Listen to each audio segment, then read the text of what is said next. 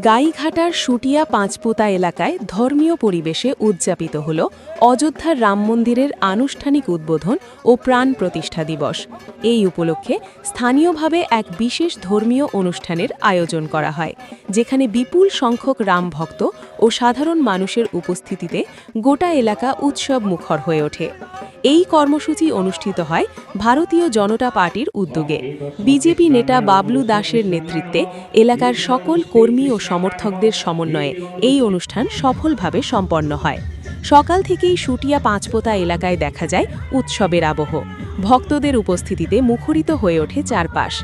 রামচন্দ্রের মূর্তি নিয়ে শোভাযাত্রার মধ্য দিয়ে অনুষ্ঠানের সূচনা হয়। জয় শ্রীরাম ধ্বনিতে ধ্বনিত হয় গোটা এলাকা। শোভাযাত্রার পর ধর্মীয় বিধি মেনে পূজা অর্চনা সম্পন্ন করা হয়।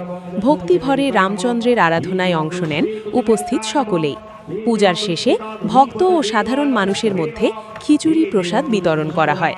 প্রসাদ গ্রহণে স্বতঃস্ফূর্তভাবে অংশ নেন এলাকার বহু মানুষ। আয়োজকদের পক্ষ থেকে জানানো হয়, অযোধ্যায় রাম মন্দিরের প্রাণ প্রতিষ্ঠা হিন্দু সমাজের কাছে এক ঐতিহাসিক ও আবেগঘন মুহূর্ত। সেই আনন্দ ও গৌরব ভাগ করে নিতেই এই অনুষ্ঠানের আয়োজন করা। সাধারণ সমাজকে আমরা বার্তা দেব, আমরা সনাতনী মানুষ, যাতে সনাতনীরা ভালো থাকে সেটাই আমরা কামনা করব রামচন্দ্রের কাছে।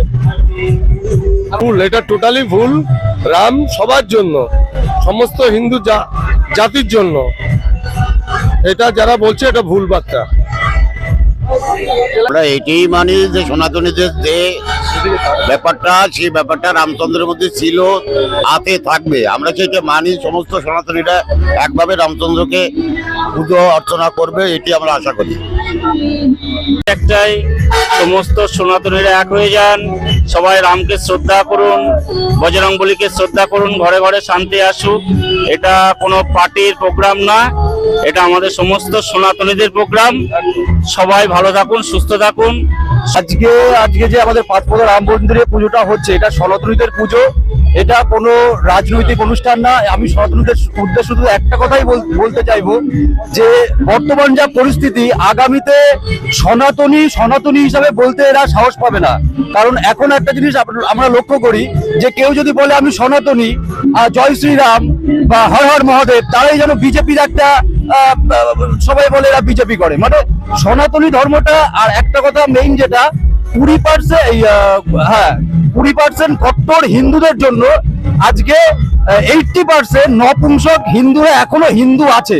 এই 20% কট্টর হিন্দু আজকে যেমন আমরা পুজো করছি, বা সনাতনীদের যেসব অনুষ্ঠান বা সনাতনীদের বার্তা যেগুলো আমরা যদি তুলনা ধরতাম, তাহলে এই 80% যে নপুংসক হিন্দু, এরা হিন্দু থাকতো না।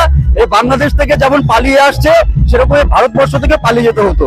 আমরা যারা 20% আছি তাদেরকে বলবো, আমরা তোমাদের যা লড়াই, আমাদের যা লড়াই, 20% কট্টর হিন্দুদের যে লড়াই, সেই লড়াইটা চালিয়ে যাও।